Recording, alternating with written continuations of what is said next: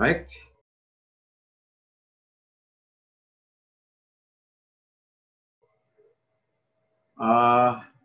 Kita ingin menyampaikan di sini sedikit pandangan LHV berdasarkan prognosis.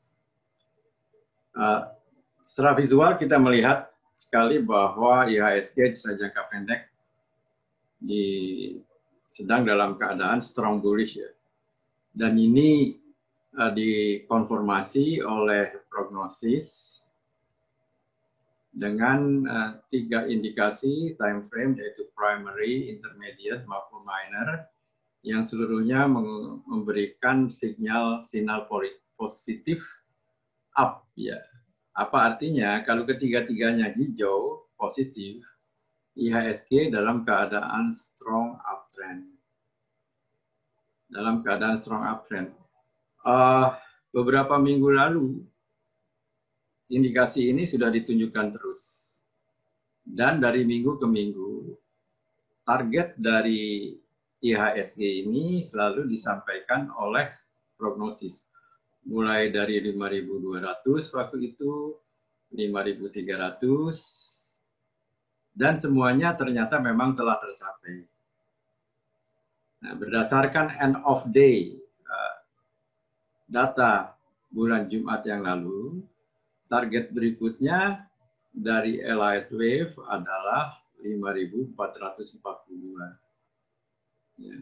Untuk minor time frame, untuk intermediate-nya mungkin jangka menengah adalah 5.581, untuk primary-nya 5.942. Bagaimana kita memperoleh ini semua? Justru saya kira bukan datang ujug-ujug dari awang-awang, akan tetapi ada ilmunya. Nah, ilmunya ini yang akan disampaikan nanti, yang akan kita sampaikan bersama dalam bentuk pelatihan dari Bitrade, Pak Wijan Pontus dengan stafnya. Saya mungkin hanya memberikan sedikit ulasan saja, preview pada tanggal 5 nanti, melalui Zoom webinar yang akan diadakan oleh Jiklab TV. Bekerjasama dengan Bitrade atau Bitrade bekerjasama dengan Jiklab. Nah, selanjutnya saya ingin lanjutkan mengenai Elliott Wave ini, komentarinya ya.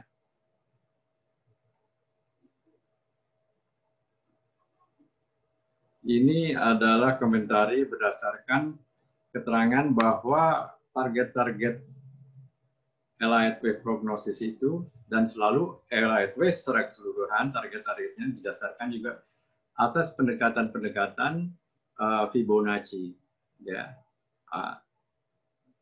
Yang kita harapkan pada tanggal 5 akan lebih jelas diterangkan oleh Pak Wijan Pontus kepada kita semua. Jadi di sini dikatakan bahwa berdasarkan Fibonacci, di sini kita lihat this is calculated using Fibonacci ratios, ya. Arahnya ke 5.442. Selanjutnya, apa advice-nya?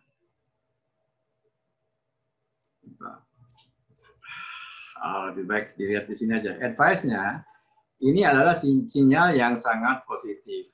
Malah untuk para investor juga, ya. Di mana secara jangka panjang, karena positif sinyal ini, investor dapat mengharapkan suatu target pergerakan yang kemungkinan mencapai keuntungan 30% malah lebih. Ini strong uptrend.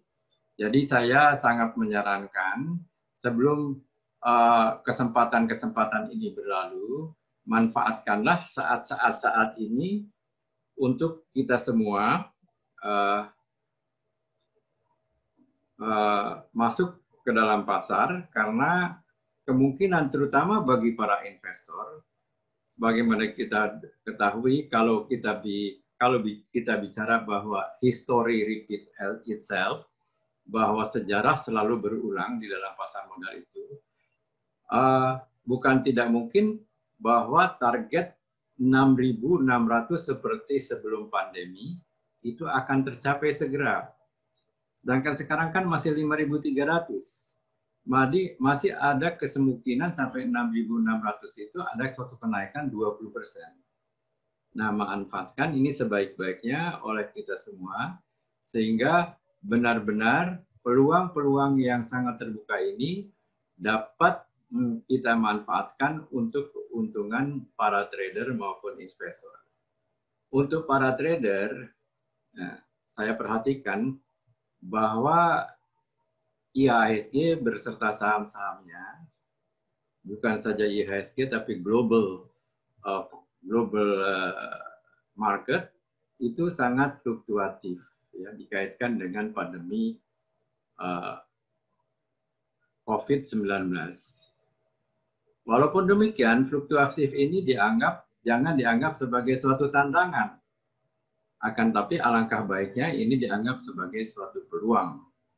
Karena bagaimanapun fluktuatif adalah memberikan kesempatan bukan saja kepada para trader, dalam jangka menengah pun memberikan kesempatan pada investor even melakukan buy, hold, sell, akan tetapi dalam jangka yang lebih sedikit panjang.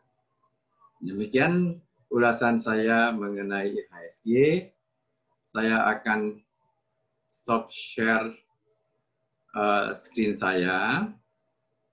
Dan selanjutnya saya persilahkan kepada Pak Ijen Pontus untuk memberikan sedikit preview pandangan atau penjelasan-penjelasan mengenai rencana pelatihan Allied Wave yang akan diadakan oleh kerjasama Bitrade dengan J-Club PIPMI pada hari Sabtu tanggal 5 September yang akan datang. Kepada Pak Ijen, waktu saya persilakan dan ini saya alihkan kepada Bapak. Silakan Pak Ijen. Selamat malam teman-teman semua, teman-teman J-Club PIPMI terutama ya. Dan suara saya terdengar jelas? Jelas, sangat jelas. Oke, sangat jelas. Oke. Sebelumnya saya mengucapkan terima kasih sekali atas kerjasama dari J-Club PIPMI, baik untuk malam ini preview mengenai seminar tentang Elliott Wave ya, cara mudah baca Elliott Wave untuk Sabtu depan ya, Sabtu tanggal 5 ya. Dan terima kasih juga atas kerjasama yang telah dilakukan dan telah terlaksana oleh J-Club PIPMI dengan Bitrade begitu ya. Nah, izinkan saya untuk hari ini share sedikit mengenai konsep dasar daripada Elliott Wave. Jadi Pak Yang Ratman juga sudah sampaikan bahwa di luar sana memang ada beberapa software yang bisa kita gunakan untuk membantu dalam melakukan counting ya, seperti misalkan tadi ada prognosis ya, L-Wave prognosis. Lalu di luar ada beberapa software yang lain. Nah, tetapi pada malam hari ini saya coba akan share sedikit mengenai konsep dasarnya tentang Elliott Wave itu seperti apa, lalu polanya bagaimana ya. Kalau kita lihat tadi kan sebenarnya ada wave intermediate, ada primary dan lain-lain gitu ya. Nah, saya coba izinkan saya untuk share screen sedikit. Jadi perkenalkan diri dulu, saya Wijen Pontus, CTA, Certified Technical Analyst dan juga kandidat dari CEWA ya, Certified Elective Analyst. Masih ada beberapa administrasi dan proses yang harus saya lakukan untuk mendapatkan sertifikasi CEWA yang harusnya mungkin 1 atau 2 bulan lagi sertifikat itu akan resmi masuk ke saya gitu ya. Jadi untuk sementara saya pakai kandidat dulu karena belum ada pemberitahuan resmi dari Elliott Wave Internasional. Jadi CEWA ini adalah sertifikasi Elliott Wave Analyst ya, yang dikeluarkan oleh Elliott Wave Internasional atau websitenya ada elliottwave.com. Dan memang setahu saya untuk mendapatkan CEWA ini tidak mudah ya, karena kita harus betul-betul paham mengenai Elliott Wave dan ada beberapa level ujian begitu. Dan terakhir kali saya ujian itu dari skor 100 saya puji Tuhan dapat skor di 93, artinya 93% saya akurat untuk jawaban-jawabannya. Dan saya juga selain analis dan pengguna Elliott Wave, saya juga merupakan founder dari Bitrade TC ya. Teman-teman kalau pernah dengar Bitrade TC, foundernya adalah saya dan co-founder mungkin teman-teman juga pernah dengar, yaitu Pak Ali Mas Tansil. Jadi pada malam ini saya akan sedikit perkenalkan tentang Elliott Wave itu apa, lalu sedikit view saya terhadap IISG seperti apa. Tadi sudah disampaikan mengenai Elliott Wave dari sisi prognosis begitu ya. Nah, sekarang kita akan bicara Elliott Wave IISG dari sisi klasik technical analysis atau dari klasik Elliott Wave begitu ya. Lalu sedikit view saya mengenai beberapa saham untuk 1 minggu ke depan secara Elliott Wave analysis. Oke, jadi memang ini yang sering kita jumpai ya teman-teman ya. Artinya the biggest problem in stock market yang selama ini saya sendiri pribadi alami itu, kita seringkali mengalami kesulitan untuk menentukan direction ya, atau arah gitu ya, kemana gitu ya. Artinya kita harus tahu dulu posisi atau arah dari pergerakan suatu harga itu di masa lalu seperti apa. Dan ini kita bisa cari dengan technical biasa seperti trend line. Kita tahu ini harga sedang berada di uptrend atau sedang di downtrend atau sideways, kita bisa tahu itu. Tetapi yang jadi masalah berikutnya adalah seringkali kita kebingungan untuk menentukan arah di kemudian hari, futures di masa yang akan datang begitu ya. Apakah nanti harganya masih akan bergerak naik, lalu bergerak naik sampai kapan? Apakah dalam 1 minggu dia masih akan naik, atau dalam 1 bulan dia masih naik? Setelah 1 bulan apakah dia akan turun, atau dia masih lanjut naik lagi? Dah hal-hal ini, arah di masa yang akan datang ini tentu seringkali menjadi suatu tantangan buat kita sebagai seorang investor dan seorang trader gitu ya. Lalu yang tantangan yang kedua, selain berbicara arah, yang tantangan kedua adalah mengenai target price begitu ya. Seringkali kita mau beli saham, kita seringkali mengalami kesulitan, kira-kira saya mau jual di harga berapa? Apakah 5% cukup, 10% cukup, atau berapa? Jangan-jangan kita men-set target misalkan 10%, ternyata harga tidak bergerak mencapai 10%, artinya mungkin cuma 5% atau 6%, dia akhirnya terkoreksi lagi dan bikin lower low. Nah, seringkali menentukan target price ini agak-agak tricky begitu ya. Jadi salah satu kendala kita atau tantangan kita saat trading di capital market. Lalu berikutnya kita berbicara timing. Ini juga tantangan tersendiri ya. Kita membeli saham, seringkali jadi tanyakan apakah ini timing yang pas momennya.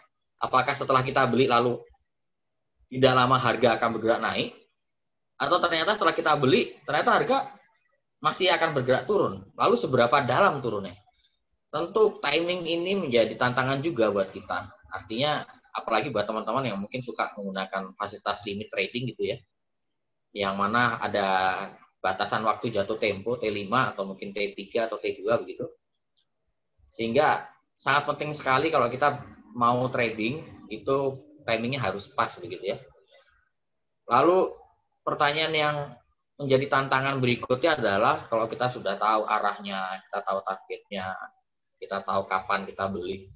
Pertanyaan adalah, lalu terus kita harus ngapain gitu ya? Oke, kita tahu bahwa ada 2 tipe ya. Sebagai seorang praktisi di capital market, tentu ada tipe seorang investor, artinya yang beli dia hold begitu untuk beberapa tahun, atau trader. Trader pun juga terbagi dari berbagai macam tipe ya. Ada yang one day trade, ada yang scalper tipenya ya, ada yang swing trade dan lain-lain. Nah, kalau kita sudah tahu bagaimana cara menganalisis kapan waktu yang pas, kapan targetnya, pertanyaan apa yang harus kita lakukan? What should we do? Apakah kita harus beli sekarang? Berapa persen budgetnya? Nah, ini terkait what should we do, ini terkait erat sama trading plan, lalu terkait erat dengan money management dan portfolio management. Tentu ini adalah salah satu dari sekian banyak tantangan-tantangan yang ada di capital market kita. Nah, kalau kita berbicara mengenai conventional technical analysis, sebagai contoh, di sini saya berikan chart BRI begitu. Mungkin nanti saya bisa minta partisipasi ya teman-teman. Di sini ada beberapa pertanyaan yang saya coba akan tanyakan ke teman-teman. Yang pertama berbicara direction ya, atau arah begitu ya. Kita tahu untuk arah BRI sebelumnya, ini kira-kira arahnya sedang uptrend atau sedang downtrend. Arah sebelum ya, artinya saya coba pointer. Oke.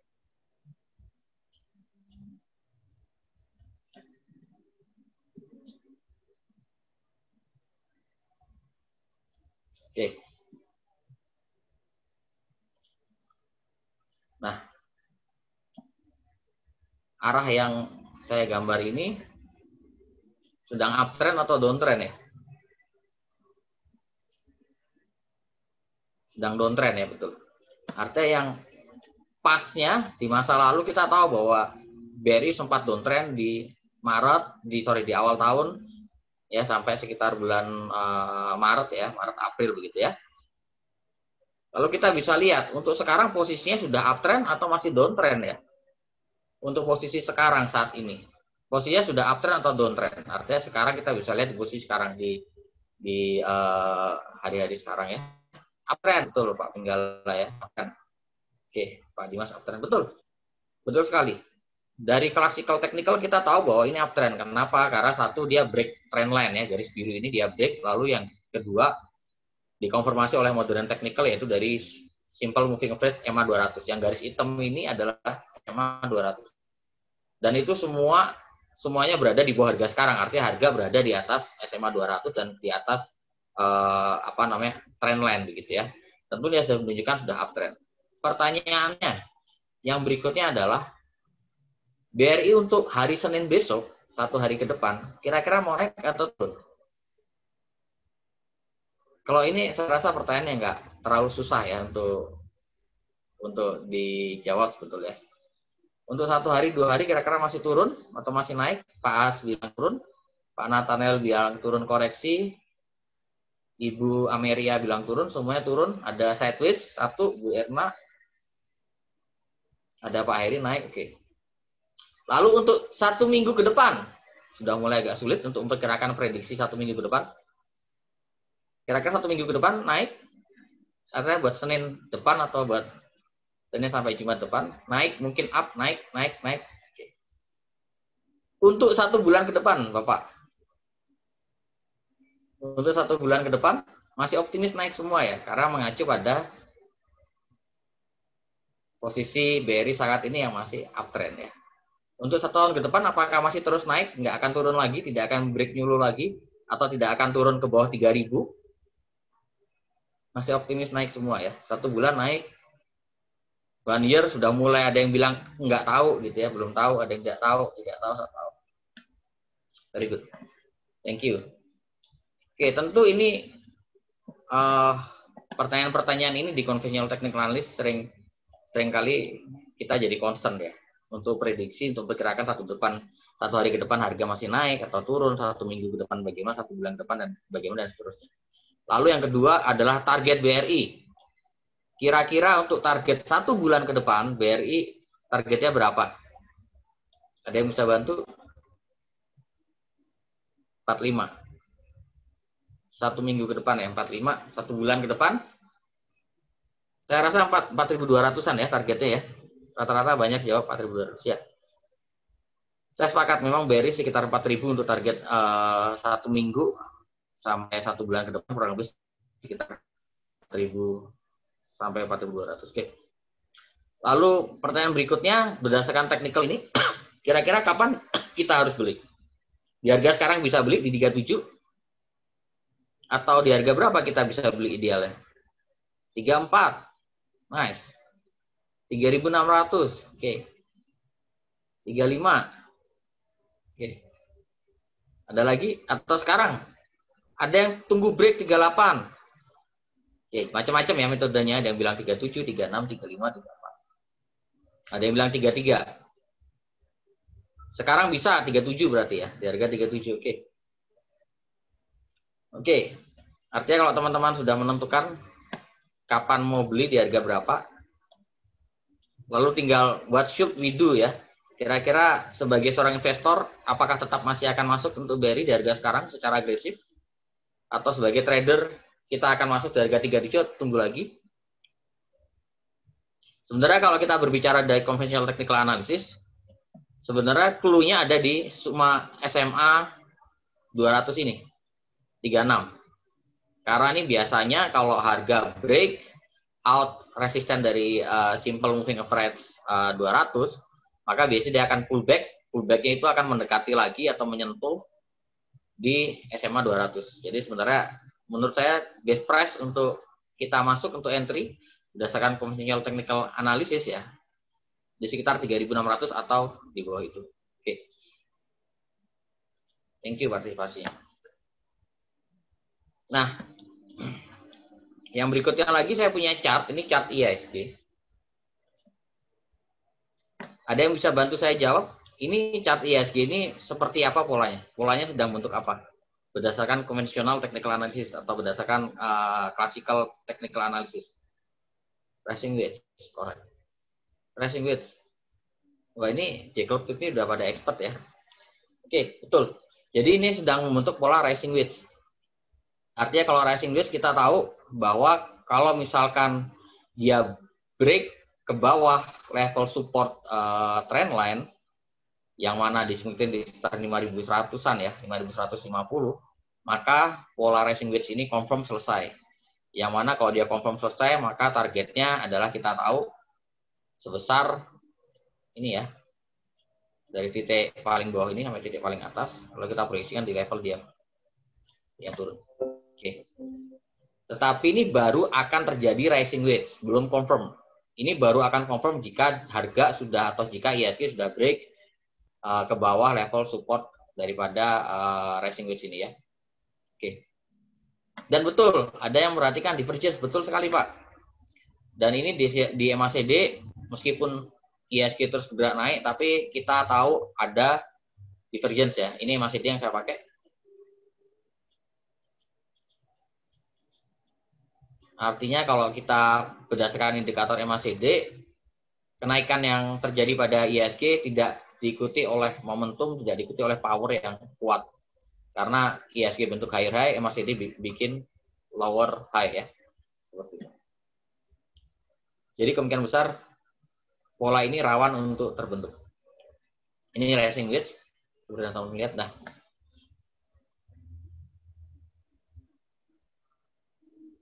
Jika rising wedge ini terbentuk, maka akan ada pertanyaan berikutnya ya. Pertama, arah IHSG akan kemana? Apakah dia break dikit? Artinya target rising wedge-nya tidak tercapai. Harusnya kalau tercapai kan di sekitar 4.600-an gitu. Lalu setelah dia turun dikit, harga akan bergerak naik lagi. Atau target rising wedge tercapai bahkan lebih rendah lagi ke bawah. Level 3.700 atau bahkan di bawah itu. Ya. Oke. Atau dia nggak break, harga akan bergerak naik lagi. Artinya, kalau kita tahu ke depan arah IHSG seperti apa, kemungkinan besarnya akan terjadi apa, apakah dia akan terkoreksi sebentar, lalu dia akan naik lagi, lalu dia terkoreksi dalam, dan tidak akan bikin higher high lagi, artinya kita bisa antisipasi jauh-jauh hari. Kalau kita tahu, ini kemungkinan besar rising wedge akan terjadi, saat ini kalau kita lihat dari classical pattern, ini baru akan membentuk rising wedge, belum rising wedge. Dia baru akan terjadi rising wedge kalau dia break support daripada rising wedge tersebut. Tapi kalau kita tahu bahwa kemungkinan besar rising wedge ini akan terbentuk, maka kita sudah punya strategi bahwa yang harus kita lakukan adalah kita melakukan sell on trade. Misalkan seperti itu ya. Artinya begitu dia naik di atas 54, kita harus mulai memperbanyak posisi cash. Seperti itu. Oke. Nah, kita mulai masuk ke elliott wave. Lalu apakah elliott wave itu sebenarnya akurat? Apakah elliott wave itu dapat memprediksi atau memperkirakan pergerakan harga ke depan seperti apa begitu ya? Ini saya ambil salah satu chart dari yang pernah saya post di website kita di elution.bitradetc.com. Ini adalah chart HMSP. Kalau teman-teman bisa perhatikan bahwa pada 3 Agustus kita rekomendasi beli pada HMSP dan kita predik harganya akan naik. Waktu itu harga masih 1.600. Kita prediksi harga akan naik ke sekitar 1.770 ya, 1.770 sampai 1.800 begitu. Lalu setelah itu akan pullback ke wave A. Dan kalau teman-teman perhatikan di chart HMSP saat ini posisi HMSP sudah mencapai di D, artinya kemarin sudah sempat 1760, 1770, lalu kemarin mulai terkoreksi. Kemarin kalau nggak salah closing di sekitar 1660-an ya. Artinya sebelum HMSP itu terjadi bergerak, sudah diprediksi terlebih dahulu oleh elliott wave. Oke. Jadi pada HMSP ini ada dua skenario, yaitu skenario pertama adalah dia naik bikin D, lalu dia akan terkoreksi bikin E. Lalu yang kedua adalah jika dia break di bawah 1580, maka dia akan lanjut bikin skenario warna merah ini. Dan ternyata yang terjadi adalah skenario utama, yaitu HMSU naik ke 1760, 1770, lalu dia pullback lagi ke 1660, dan harusnya masih akan berlanjut lagi untuk minggu depan untuk koreksi sekitar 1650 sampai sekitar 1630 gitu ya.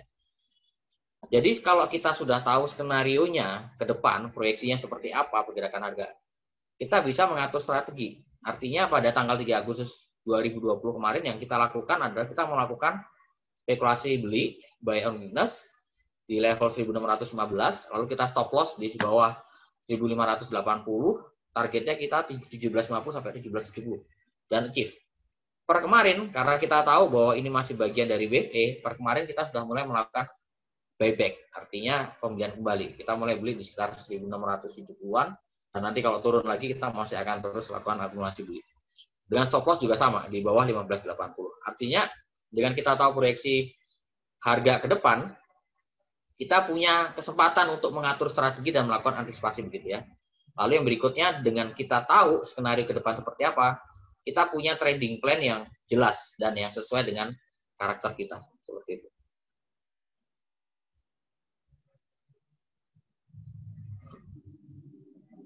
Oke.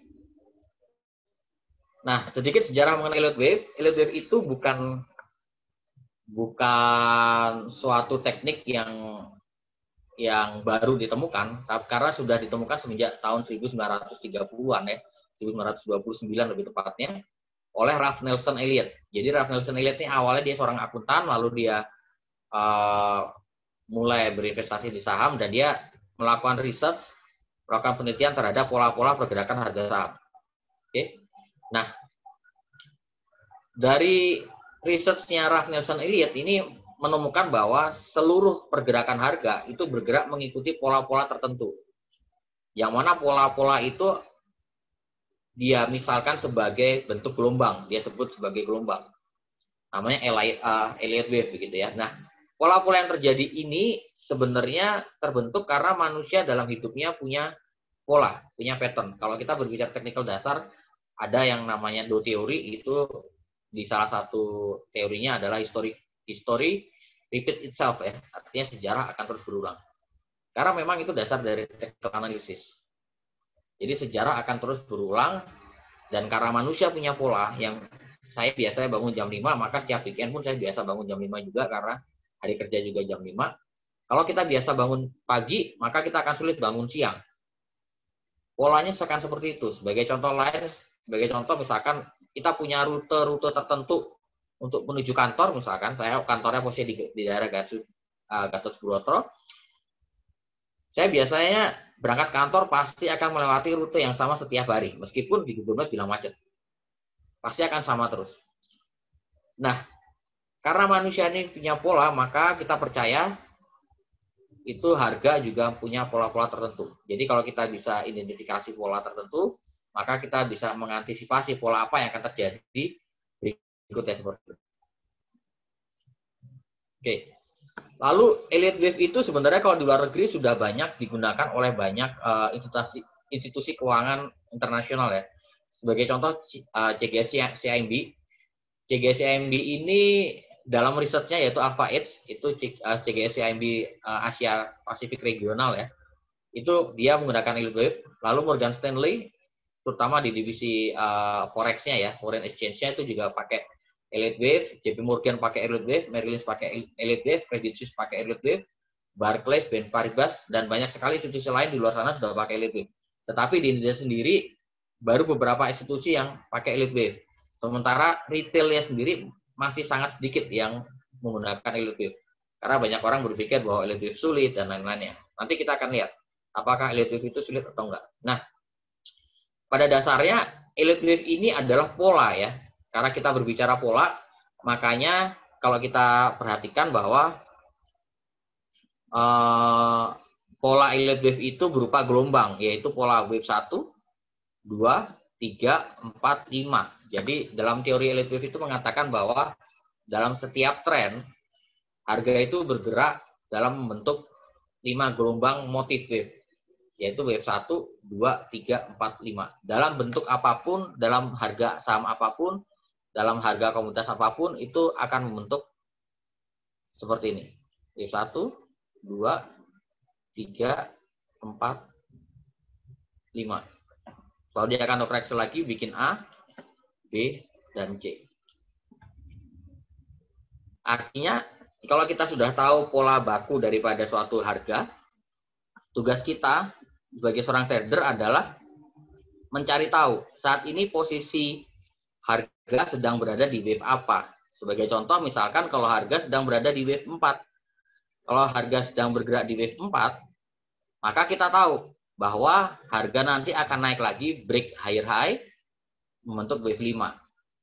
Atau sebagai contoh kita tahu bahwa harga sudah lengkap bikin 5 gerakan, 1, 2, 3, 4, 5, dan ini posisi harga misalkan di sini.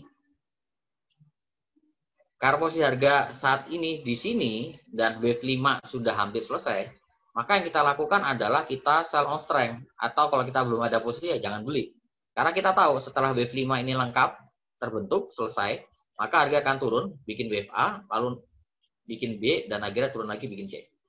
Artinya, dengan kita tahu posisi suatu harga, kita bisa memperkirakan ke depan harga seperti apa, lalu kita bisa menyusun strategi, dan kita bisa menyusun trading plan. Oke. Sebagai contoh, banyak sekali yang terjadi di harga-harga saham Indonesia saat ini, posisinya sedang berada di sini. Di wave B. Jadi kelihatannya naik. Tetapi kenaikannya ini adalah bagian dari wave B. Artinya kalau kita tahu ini posisi sedang berada di wave B, yang kita lakukan adalah kita trading pendek, memanfaatkan reboundnya yang singkat. Karena setelah wave B ini selesai, maka harga akan bergerak turun lagi untuk wave C. Jadi ini pentingnya kalau kita bisa menguasai elite wave analysis seperti itu.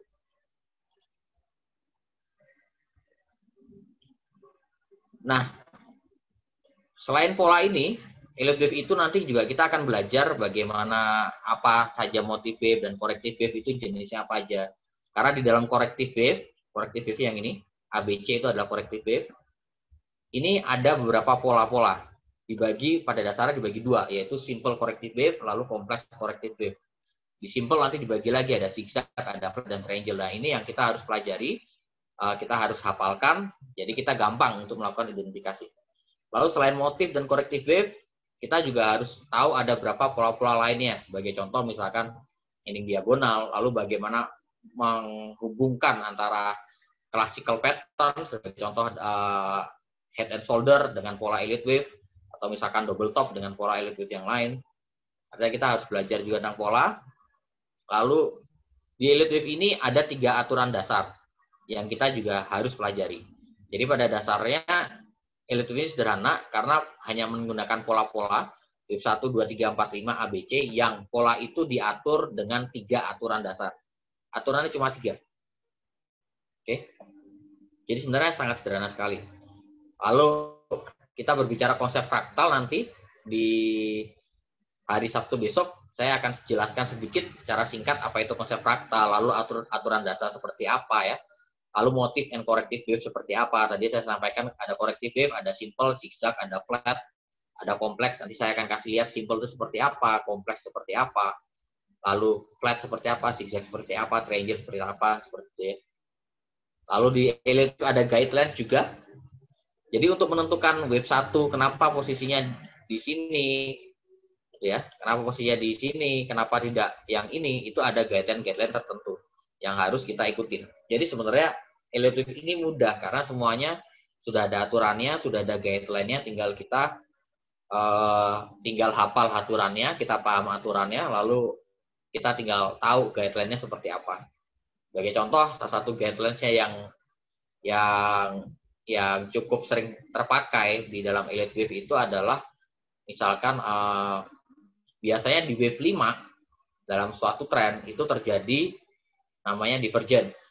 Artinya tadi waktu saya jelasin tentang ISG di depan, sudah ada yang bisa mengenal divergence pada MACD. Nah, divergence itu biasanya mengindikasikan bahwa harga sedang membentuk wave 5. Itu guidelines. Lalu guidelines yang lain misalkan di wave 3 dalam suatu uptrend biasanya MACD-nya membentuk puncak paling tinggi, the highest peak dibandingkan puncak wave 1 dengan puncak wave 5 ya. Itu sebagai contoh guideline yang sering dipakai. Lalu selain berbicara motif korektif, dalam elite wave itu juga penting kita belajar Fibonacci analisis.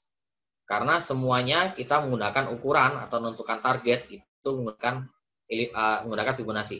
Sebagai contoh untuk menentukan target wave B di sini, ini menggunakan Fibonacci retracement yang kita tarik dari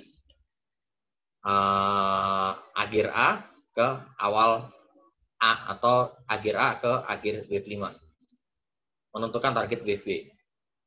Lalu untuk menentukan target wave 3, lalu menentukan target wave 5, lalu menentukan target wave C di sini, ini kita gunakan namanya Fibonacci projection. Jadi dalam Fibonacci analisis, elite wave itu cuma pakai dua. Satu Fibonacci retracement, yang kedua Fibonacci projection. Oke. Lalu kita juga akan belajar sedikit, besok hari Sabtu kita akan belajar sedikit tentang wave karakteristik. Sebagai contoh, wave karakteristik itu seperti ini. Wave 3 ini biasanya adalah wave yang paling agresif. Jadi kalau wave paling agresif, itu gerakannya biasa naiknya tuh dia curam begitu ya. Lalu biasanya volume di situ cukup besar di wave 3 itu. Lalu biasanya di wave 3 itu orang akan susah dapat barang kalau dia ngantri di bid. Apalagi ngantrinya 1 poin atau 2 poin di bawah bid. Karena harga akan bergerak naik cukup cepat begitu ya. Itu adalah salah satu karakter di wave 3 dan tentu nanti kita akan belajar sedikit di hari Sabtu besok. Saya akan share sedikit beberapa karakter di wave-wave yang lainnya. Lalu ini terkait volume, kita akan belajar di volume terkait erat sama wave karakter tadi. Lalu dalam elite wave juga market behavior dan social mode itu sangat menentukan. Sebagai contoh, seperti ini, seringkali ketika suatu tren atau suatu downtrend itu akan berakhir, biasanya akan banyak sekali terjadi bad news. Sebagai contoh kemarin gudang garam ya. Gudang garam tiba-tiba ada berita mengenai gudang garam yang tidak bagi dividen. Oke. Yang menyebabkan gudang garam kemarin turun 6% ya. Hampir 6%. Nah, penurunan yang dalam dan diikuti dengan bad news itu biasanya adalah menjadi ciri dari suatu akhir downtrend.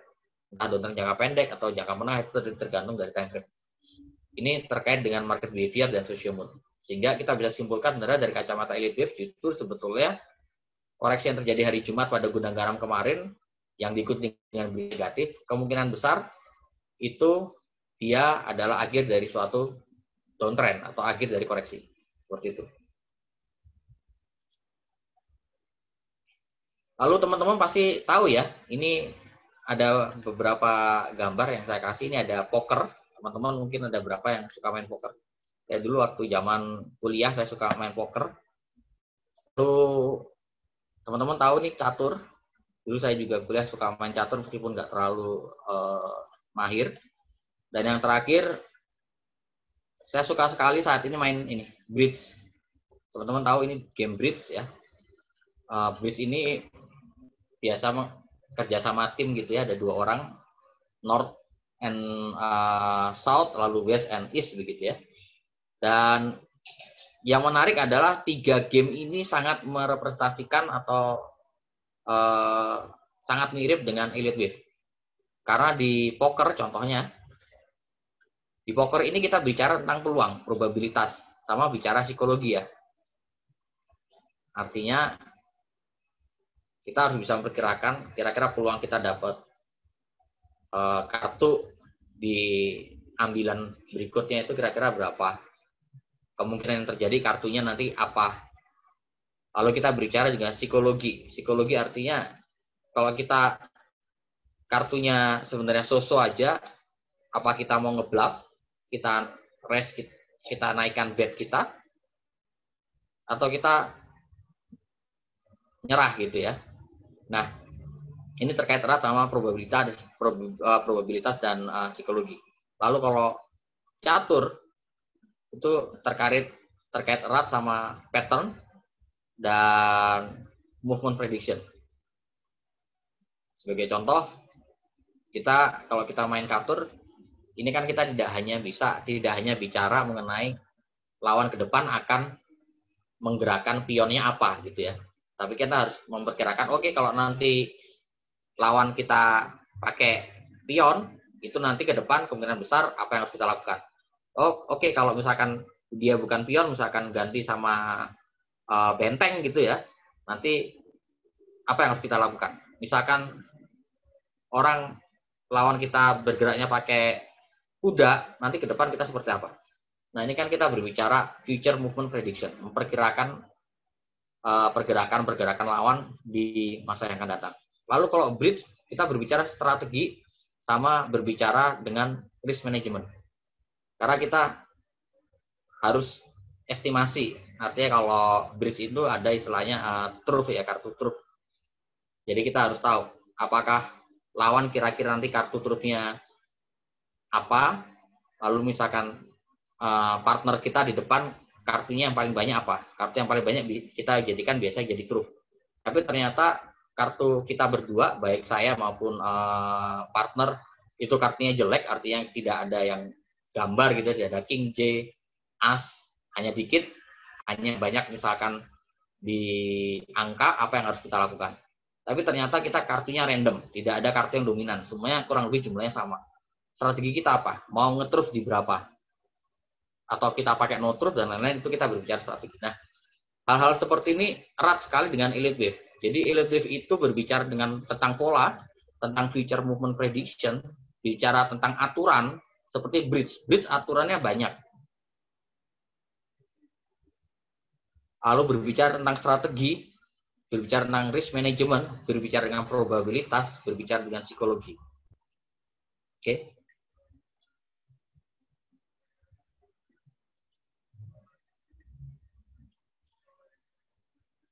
Nah, kalau teman-teman tanya, kira-kira untuk menganalisis Elite Wave itu step by step-nya seperti apa? Kurang lebih ini. Kalau teman-teman bisa paham tentang Elite Wave, teman-teman lakukan identifikasi dan labeling. Labeling itu ngasih label. Ini wave 1, 2, 3, 4, 5, ABC, dan seterusnya. Lalu recheck dengan Fibonacci. Dengan aturan-aturannya, dengan guidelines-nya. Lalu dari sini kita akan temukan beberapa skenario. Jadi kalau kita berbicara Elite Wave itu, Elite Wave seperti GPS, seperti kompas. Elite Wave tidak memberikan hanya satu skenario saja. Tidak. Tetapi Elite Wave memberikan beberapa skenario. Sebagai contoh, saya posisinya sedang di daerah Tebet, daerah MT Haryono, lalu saya mau ke Bandung.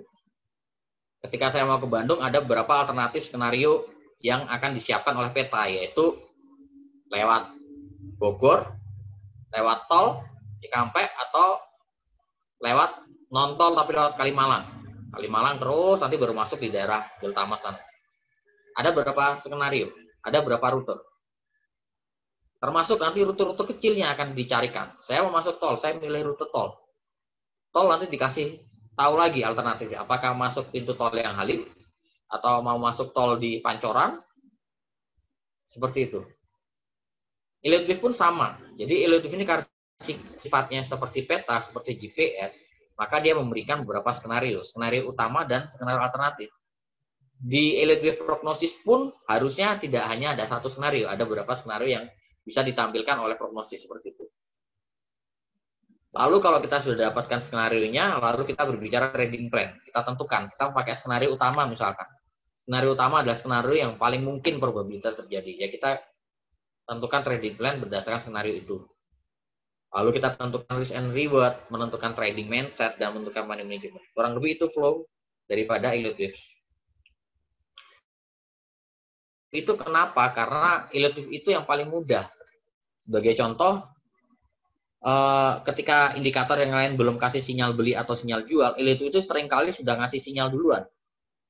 Jadi, ini membuat kita akan bisa membeli harga saham dengan harga yang saya bisa katakan terbaik dalam artian relatif lebih murah secara average dibandingkan pakai indikator yang lain ya, sebagai contoh pakai MACD gitu ya. Karena MACD cenderung kan lagging begitu. Lalu Elite Wave ini mudah karena hanya kita ngapalin pola, lalu kita tahu 3 aturan sederhananya tadi yang saya sebutkan.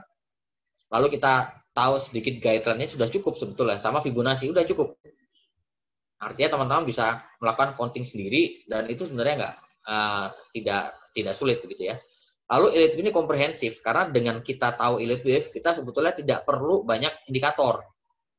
Kalau kita sudah tahu elite wave, kita hanya pakai indikator tuh buat third opinion aja, buat konfirmasi.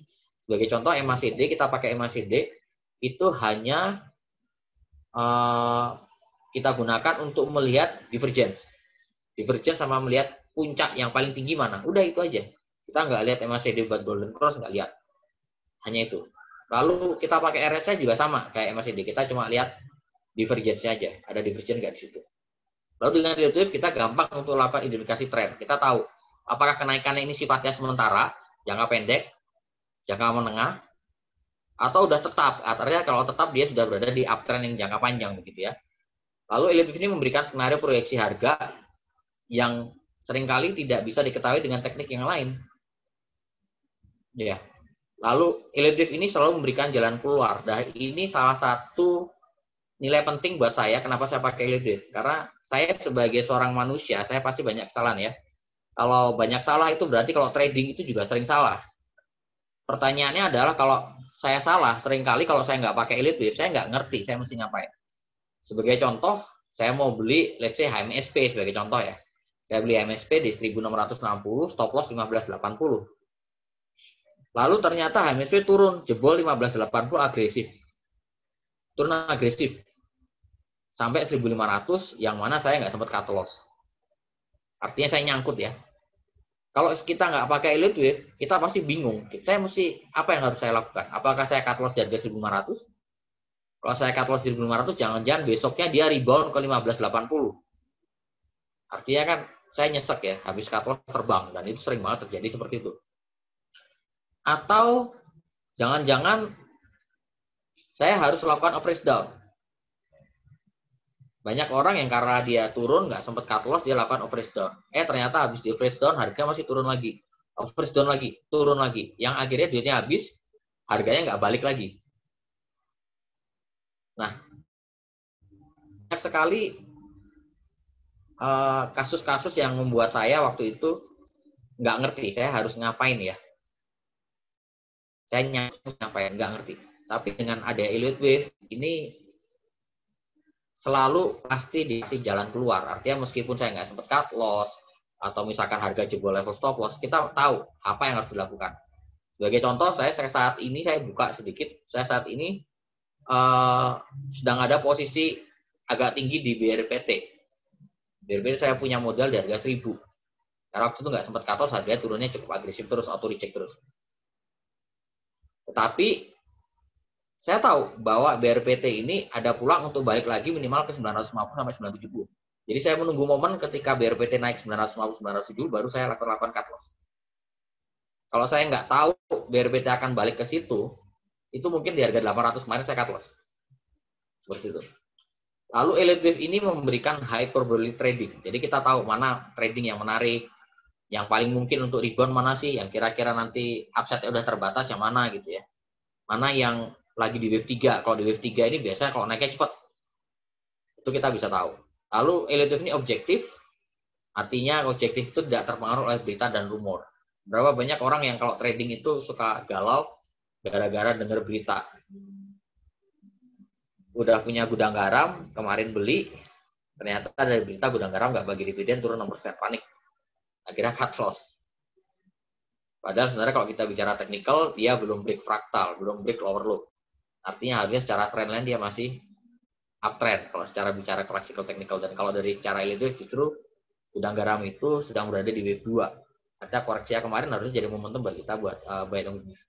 Selama nggak break di level 50-200 sampai masalah. Oke. Lalu kelebihan terakhirnya memberikan trading plan yang sesuai dengan karakter masing-masing.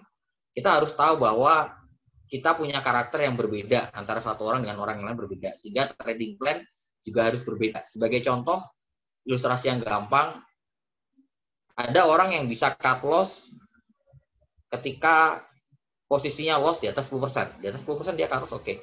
Tapi ada beberapa orang yang cut loss 5% aja udah terasa berat ya.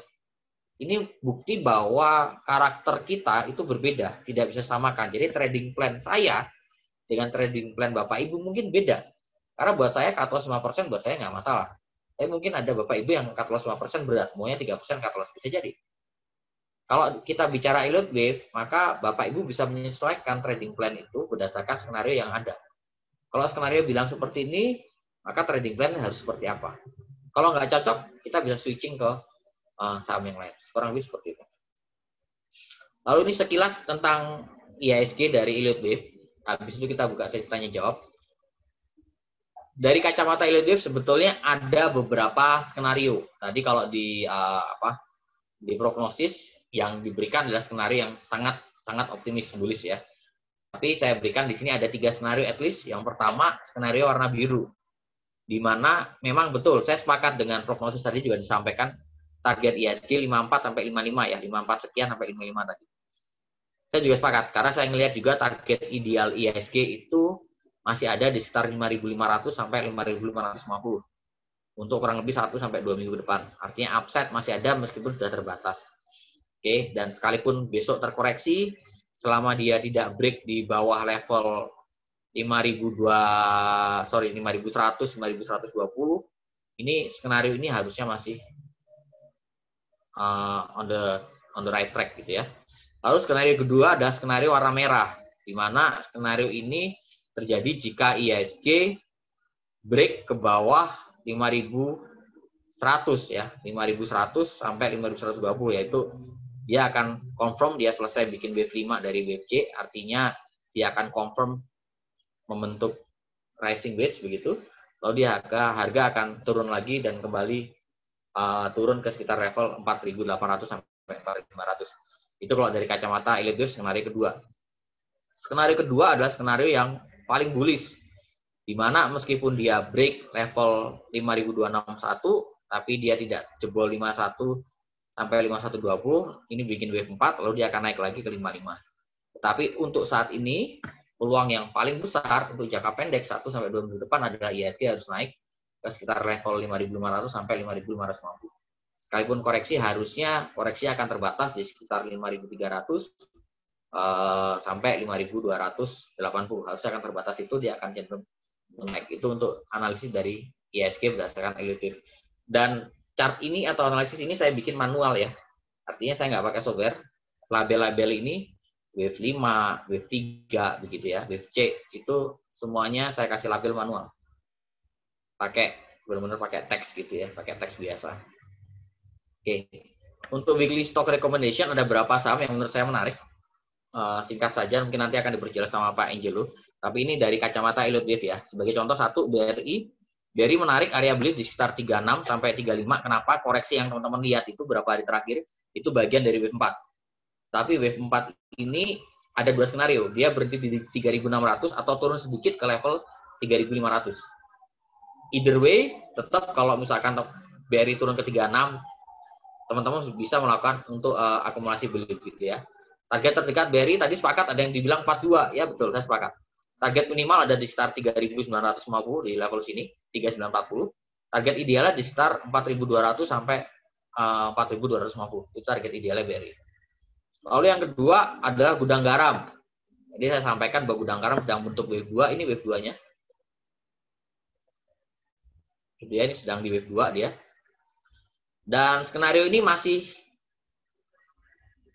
on the right track, artinya skenario ini benar selama gudang garam tidak turun ke bawah 47.200. Jadi ini level stop loss-nya gudang garam 47.200. Kalau dia turun 1 tick saja di bawah 47.200, ini saya sarankan untuk cut loss, untuk out, artinya gudang garam akan kemungkinan besar turun lagi lebih dalam.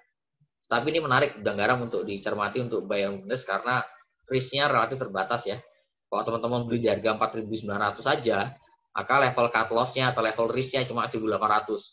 49 kurangi 4.200. Sementara kalau benar reward-nya itu minimal itu ada di level 55.000 di puncak di wave 1 di sini. Itu target minimal. Idealnya sekitar 5.700 sampai 5.500. Jadi menurut saya gudang garam ini yang menarik karena risk-nya kecil, reward-nya cukup besar. Lalu yang kedua, Astri. Kalau teman-teman perhatikan, Astri ini salah satu sektor properti yang paling lagging ya. Properti yang lain udah upside-nya udah cukup terbatas, BSD udah naik jauh, lalu ada CTRA udah naik jauh, Summarecon juga naik jauh, Pakuan juga naik jauh, tapi Asri ini belum naik. Dan posisi Asri ini menarik karena masih di awal-awal wave 3. Target minimalnya ada di 133, ini resisten 133. Ya. Kalau dia break 133, maka arahnya dia sekitar 150 untuk Asri. Yang kedua, yang keempat, yang menarik teman-teman cermati untuk minggu depan adalah LSIP, London Sumatera Plantation. Ini LSIP.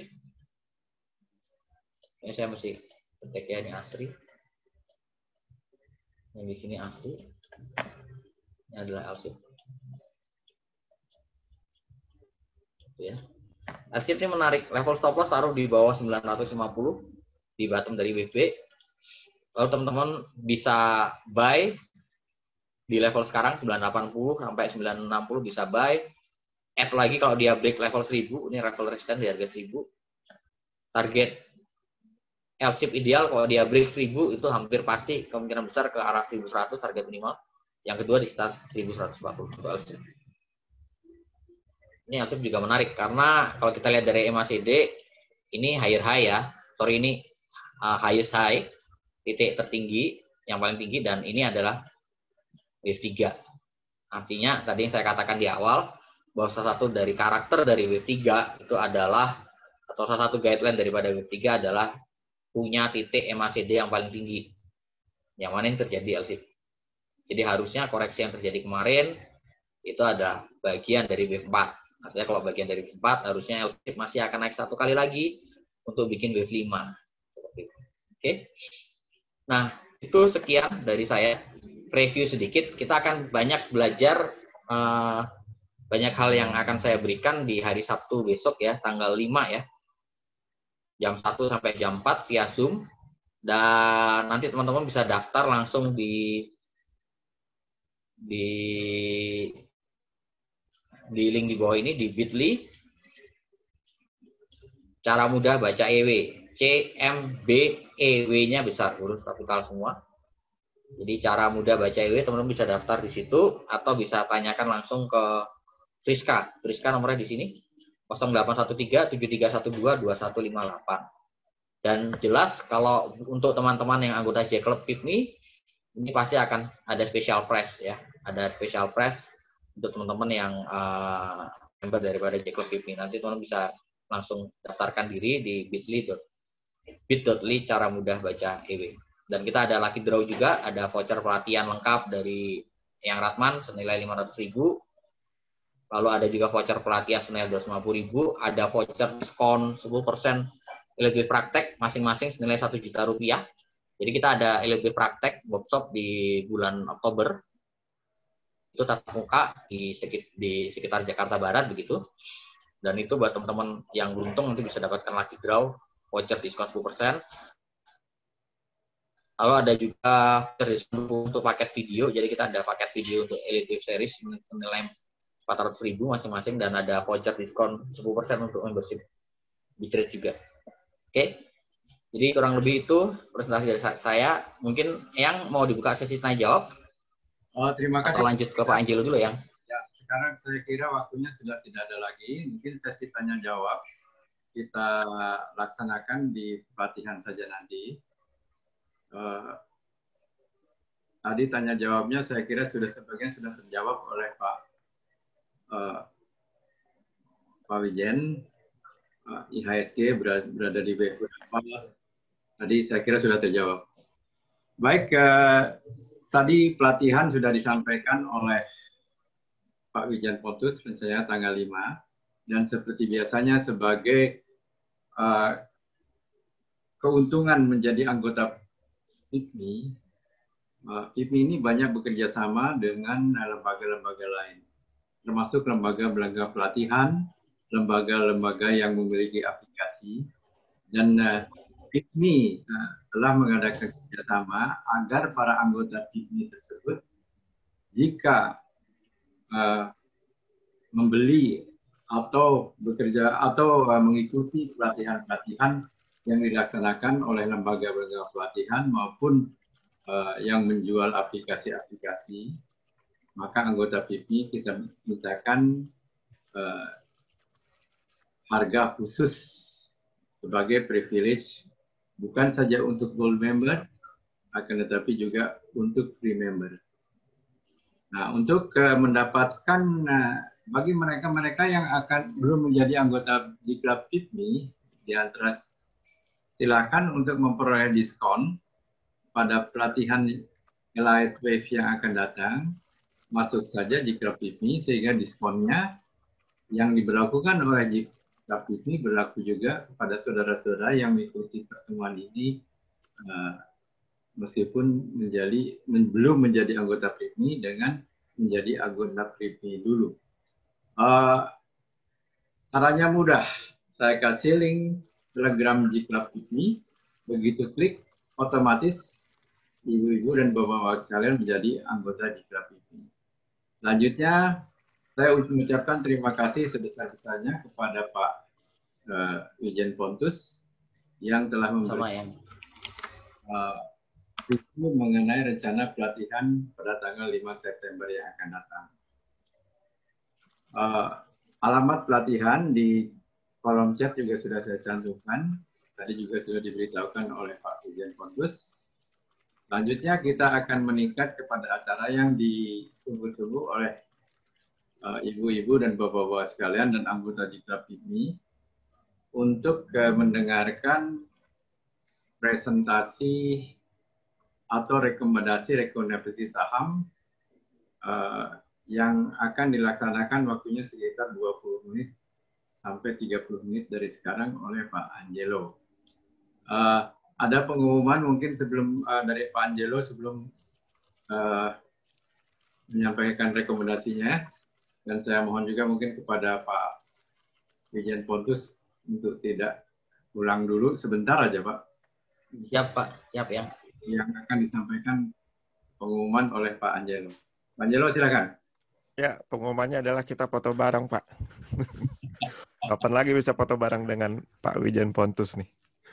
Boleh, jadi sekali ini kita foto bareng di tengah sesi ya, bukan di akhir sesi. Boleh, boleh. Ya, silakan. Ya, kita tunggu yang buka. Buka dulu itunya semuanya. Waduh, ada yang nyisir-nyisir dulu ya. Pak Bima Wijaya langsung. Wah, mantap nih. Full nih di screen nih. Sampai 2 halaman. Kalau bisa 3 halaman nih. Masih ada 250 orang nih. Iya, oke. Siap ya. Semua lihat kamera. 1, 2, 3. Oke, ini baru halaman pertama ya. Tunggu halaman keduanya. Berikutnya ada lagi. Ini dulu. Oke, siap. 1, 2, sorry, halaman kedua. Halaman kedua dulu. Oke. 1, 2, 3. Oke. Terima kasih semua. Sudah semua. Silakan Pak. Semua yang rekomendasi sahamnya bisa menjawab saham-saham yang ditanyakan oleh para peserta. Kembali lagi pada Pak Wijen Pontus. Terima kasih atas previewnya untuk hari ini.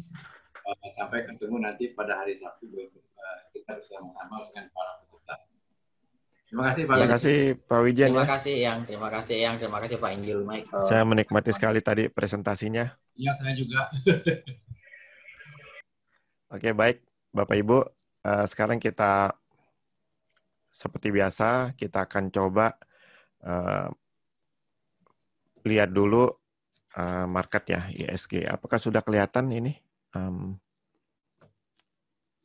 chartnya? Kelihatan. Kelihatannya. Oke. Nah, untuk amtabandologi pengamatan kepada IHSG bagi yang trader jangka pendek masih ada 2 hari lagi kesempatan untuk ditarik lagi ke atas. Nah, kalau sudah lewat 5 hari, itu istilahnya ada peluang untuk koreksi ya. Nah, kalau tadi saya sempat perhatikan tuh akan ada wave wave turun ya, saya lupa hitungan wave-nya berapa. Yang saya ingat adalah turun ke bawah 5.000 ya. Nah, kalau dari sudut bandarologi itu cocok sekali karena di sekitar 4.704 sampai 4.756 itu ada support kuat ya dari bandar ya. Dari keempat kelompok big player-nya. Jadi kalau dia koreksi, di situ support terkuatnya diharapkan akan rebound di sana. Tapi kalau tidak ya dia masih akan lanjut sampai kita tunggu saja sampai ada indikasi big player-nya jualan. Jadi selama seminggu ini ya masih ada kesempatan kita untuk leluasa trading ya sampai MMA-nya turun. Walaupun cuma satu turun, kita baiknya hati-hati ya. Karena walaupun cuma satu itu sudah termasuk kategori dari big player. Oke, berikutnya saya mau bahas stock pick dari PIPMI ya dengan menggunakan Explore Hot Bandar. Kita bisa urutkan berdasarkan yang paling gede dulu, trading range-nya itu berarti yang paling besar peluangnya untuk profit gede ya, bukan sekedar profit tapi profit gede. Nah, gimana? Kita lihat saham NATO yang masuk dalam kategori hot bandar. Oh, rupanya itu sudah masuk sejak 2 hari lalu ya. Sejak 2 hari lalu, semua kelompok big player melakukan aksi beli, maka kita bisa langsung ikutan. Dan sekarang sudah berlangsung selama 2 hari, berarti masih ada 2 hari lagi status hot bandar. Hari kelima dia akan expire kalau tidak ada 4-4-nya naik lagi. Maka bisa diperhatikan ya, mudah-mudahan dikoreksi dulu supaya kita bisa beli di harga murah. Walaupun kecil itu kemungkinan karena kelihatan demand power-nya luar biasa besar ya. Nah, setelah 4 hari, di hari kelima kan itu expire hot bandarnya. Tapi individual MMA-nya belum expire. Dia expire-nya itu kalau lewat hari kelima. Jadi kita masih bisa hold ya sampai 3 hari lagi. Di hari ke-6 nanti, atau dari sekarang berarti di hari ke-4-nya kita sudah harus pikirkan untuk switch ke saham lain. Itu bagi yang trader agresif ya, yang jangka pendek. Tapi bagi yang konservatif atau yang jangka panjang, ya silahkan di hold saja sampai ada big player yang jualan. Dan ini trading range-nya menarik sekali yang menggiurkan nih 31%. Silahkan nih yang pantau dan ikutan NATO boleh. Nah, berikutnya TCPI. TCPI juga sudah lama saya pantau dan ikutin, dan meskipun dia rada lemot, tapi gerakannya itu cukup besar ya. Kemarin ini sudah bisa kita hitung dari 4 hari ini sudah hampir 5%. Wajar-wajar aja karena tadi Indonesia 20. Nah, ini dia sudah naik 2 hari ya dari satu kelompok big player, berarti masih ada 3 hari lagi, ada kesempatan ditarik ke atas. Kita berharap ditarik turun dulu supaya kita bisa buy on weakness. Setelah itu baru berharap rebound untuk rally ya, bukan rebound untuk technical rebound, tapi rebound untuk rally, yaitu melanjutkan kenaikan atau uptrend. Nah, selanjutnya SMRA. SMRA ini hari pertama hot big player nih, hari Jumat kemarin. Jadi masih ada 4 hari lagi sebelum dia expire ya. Jadi silakan mau ikutan, mudah-mudahan koreksi dulu supaya bisa beli murah. Kita lihat demand power-nya oke, trading range juga oke, 19%. Berikutnya RALS. Nah, RALS ini dia ada koreksi lumayan nih, tapi ternyata itu adalah kesempatan kita untuk buy on weakness di bottom fishing ya. Dan dia pas dekat support ya. Dan ini sudah di hari 1. Hari keempat, jadi Senin, ini sebetulnya sudah expire hot bandarnya, tapi individual indikator MA-nya belum expire. Nanti expire-nya hari Selasa. Maka kita lihat nih, kalau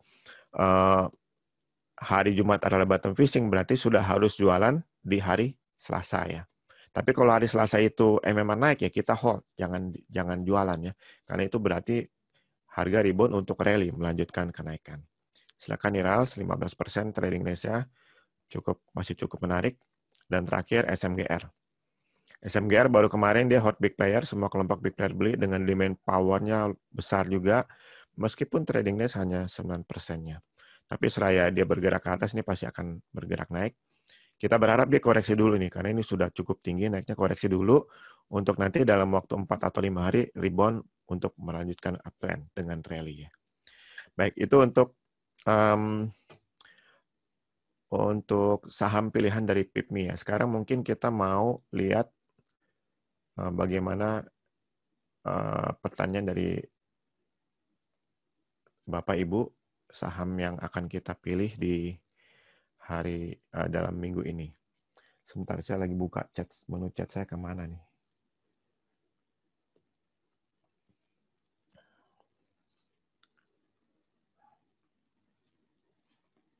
Oke. Oh, kelihatannya tidak ada pertanyaan ya. Yang terakhir saya lihat di chat ini cuman sebentar, BMRI ya, BMRI. Oke, kita lihat BMRI dulu. BMRI dari Bu Sinta Muti ya. Oke, BMRI. Oh, sorry, di atasnya ada lagi, sebentar. Saya ke atas dulu. Tadi paling bawah soalnya. Sebentar, saya ke atas dulu. Oke. Nah, mulai dari Pak Hadi ya, dari Pak Mamat, Pewon ya. Mari kita lihat Pewonnya.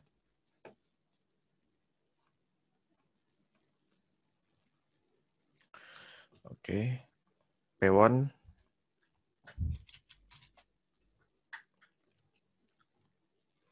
Nah, untuk Pewon dia sebetulnya sudah expire ya. Kalau kita lihat 1, 2, 3, 4, 5. Nah, udah 5 hari ini sejak big player terakhir confirm buy and hold. Maka di sini sudah expire. Yang kita tunggu berarti adalah bottom fishing. Untuk MMR naik masih agak jauh ya. Jadi kita tunggu bottom fishing atau pada waktu harga turun ke, kita lihat low hari Jumat, dia sudah kena support ya. Berarti hari Jumat itu sudah bagus juga untuk buy on weakness, beli di support.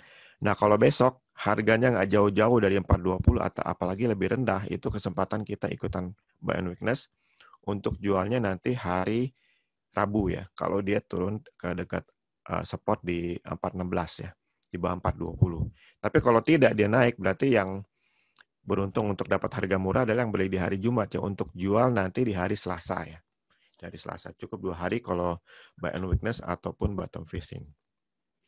Kita tunggu untuk hold kalau harga menembus resisten lagi di 432 plus 1%-nya, yang menunjukkan bahwa MMR-nya akan naik lagi. Jadi itu untuk P1 boleh diikutin bottom fishing atau buy on weakness-nya. Nah, berikutnya dari Pak Hadi, best.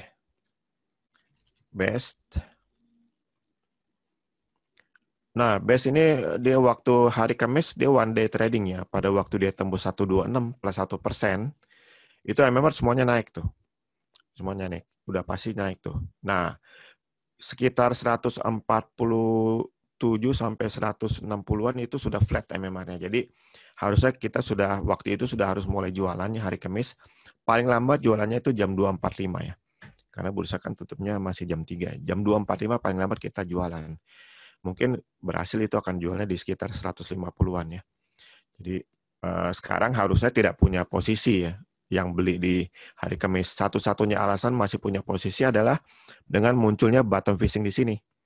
Berarti jualnya adalah hari Selasa ya. Senin hari pertama, Selasa hari kedua dari bottom fishing di hari Jumat. Jadi silakan bagi yang sudah buy lagi di hari Jumatnya di sekitar 100 di atas 139 ya, karena itu low-nya sudah muncul ini bottom fishing-nya pada waktu itu. Jualnya nanti di hari Selasa ya. Trading range cukup bagus nih, 16% untuk best. Berikutnya dari Pak Anton. Oh, Pak Anton nanya mengenai Elliott Wave. Boleh kita skip. SSIA dari Pak Joni. SSIA. Nah, SSIA sudah 2 hari big player-nya confirm buy and hold yang terakhir ya. Berarti masih ada 3 hari lagi kesempatan untuk lanjut ke atas. Bisa jadi karena kita nunggu bottom fishing, atau harga turun ke support, atau mungkin langsung naik ya di hari Senin. Jadi yang sudah beli di pada waktu big player-nya pertama kali buy and hold, yaitu di sekitar 368 plus 1% di sini, masih bisa hold sampai 3 hari lagi. Kalau 3 hari lagi harga tidak lanjut ke atas atau tidak ada indikator ini naik lagi, di hari keempat baiknya switch ke saham lain, take profit-nya. Yaitu untuk SSIA. Berikutnya dari Pak Anggit, ERA. ERA ini lagi kerja sama erat ya dengan Telkomsel ya, kasih handphone gratis. Oke, ini sudah expire, jadi pasti kesempatan hanya bottom fishing atau buy di spot. Dan kemarin hari Kamisnya ini sudah kena support ya. Sudah kena support, hari Jumat juga. Maka jualannya adalah 2 hari kemudian dari hari Jumat, karena hari Jumat itu terakhir kena supportnya. Jualnya berarti di hari Selasa ya. trading ini saya lumayan 12. Jadi untuk era oke, jual di hari Selasa. Kecuali kalau indikator ini naik lagi, baru kita hold saja, jangan jualan. Berikutnya Tekim dari Pak Heril Swandi. Tekim, ini juga kita masih tunggu bottom fishing ya. Kalau ini ada rebound, kita masih belum ikutin dulu. Karena kita khawatir ini masih akan turun lagi ke bawah. Kecuali kalau hari Senin dia naik, break ke atas resisten big player-nya, yaitu 7.000 plus 1%, baru kita bisa ikutan. Tapi kalau itu tidak terjadi, kalau dia koreksi ya kita tunggu sampai bottom fishing muncul ya. Seperti di sini, ada bottom fishing baru kita ikutan ya. Atau pada waktu dia turun ke support sini, baru kita ikutan buy on weakness. Saat ini jangan dulu ya, tunggu konfirmasi dua tadi. Naiknya indikator atau bottom fishing. Oke, berikutnya dari Pak Bima, BRIS.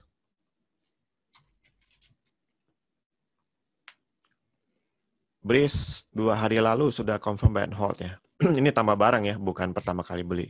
Kalau pertama kali belinya ini sudah jauh di belakang ya BRIS-nya ya. Ini tambah barang, confirm. Jadi masih ada 3 hari lagi kesempatan big player tarik harga rally atau ininya naik lagi. Mudah-mudahan masih sempat koreksi lagi sebentar supaya kita bisa beli harga murah ya.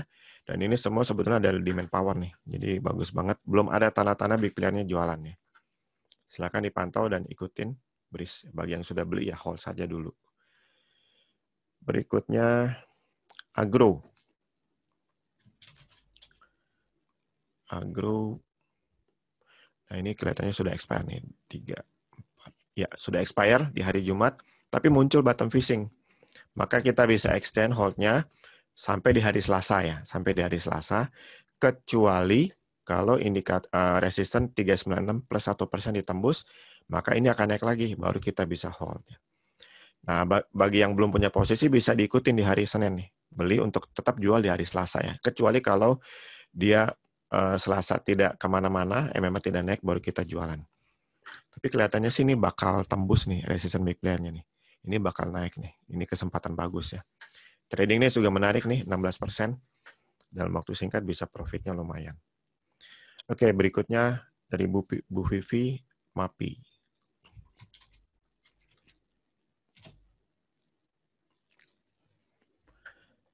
MAPI, kita hitung 1, 2, 3. Hari Senin sudah expire. Jadi kita hanya nunggu bottom fishing dan memang sudah ada di support ya. Bagi yang sudah memanfaatkan pembelian di support ya di 685, Senin kalau masih ada di situ kita masih bisa beli untuk jualnya di hari Selasa atau Rabu.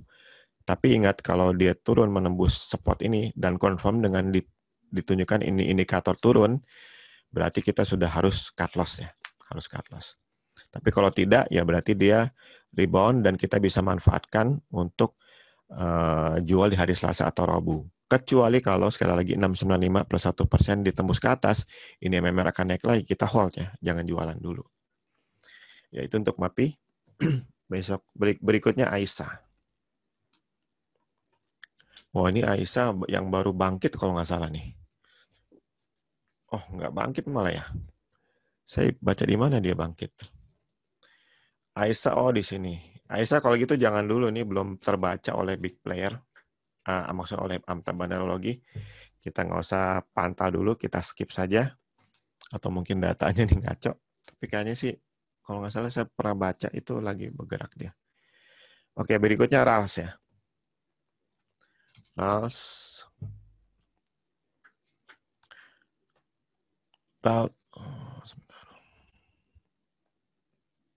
Oke, RALS. Sudah dibahas tadi ya di Stockpit di Amta Bandarologi dan PIPMI. Kita skip masuk ke KRAS dari Pak Eriswandi. KRAS kita pantau dulu. Ini belum confirm big player-nya buy and hold. Rebound di sini tidak terbaca oleh Amta Bandarologi, tapi kemungkinan besar oleh Elite Wave sudah terbaca nih. Saya nggak tahu di wave keberapa. Tapi bagi Amta Bandarologi, di 410 plus 1% kalau ditembus, barulah kita bisa ikutan. Dan kalau itu terjadi, kita tunggu sampai dia tembus sampai melewati 424 plus 1%, maka demand power-nya akan besar sekali. Jadi pantau dulu ya. Hati-hati juga dengan kecenderungan dari saham ini, kasih jebakan Batman. Hari Jumat terjadi nih, dia naik ke atas lalu turun lagi ke bawah resisten, sehingga MMA-nya yang tadinya naik flat lagi, kita sudah harus ikutan jualannya. Takutnya ini nanti dia lanjut turun ke bawah. Jadi untuk keras dipantau dulu ya, dipantau dulu. Jangan buy and hold kalau ini tidak naik sampai penutupan. Tapi trading days menarik memang 18%. Oke, itu untuk keras ya. Berikutnya Elsa dari Pasait. Yang Elsa ini mungkin terakhir ya, sudah jam 9. Nah, Elsa dia ada satu big pair konsisten buy ya, walaupun perang nih dengan 3 big pair yang lain, dia masih konsisten beli lagi, maka dia bolak-balik ya. Dan terakhir adalah naik lagi karena yang big player ini dia beli. Maka kita bisa ikutan, masih ada waktu 5 hari lagi bagi big player untuk tarik lagi harga ke atas ya. Waktu ada di sini, ini naik, ini turun, ini namanya perang bandar. Tapi sudah lewat 5 hari ya, sudah lewat 5 hari perang bandar sudah berakhir, maka kita bisa buy and hold ikutan sama bandarnya. Tapi tradingnya sih ya lumayan 12%. Baik, itu mungkin untuk malam hari ini ulasan saham-saham yang bisa kita pantau selama seminggu ke depan. Mudah-mudahan bisa bermanfaat Bapak Ibu. Terima kasih untuk partisipasinya.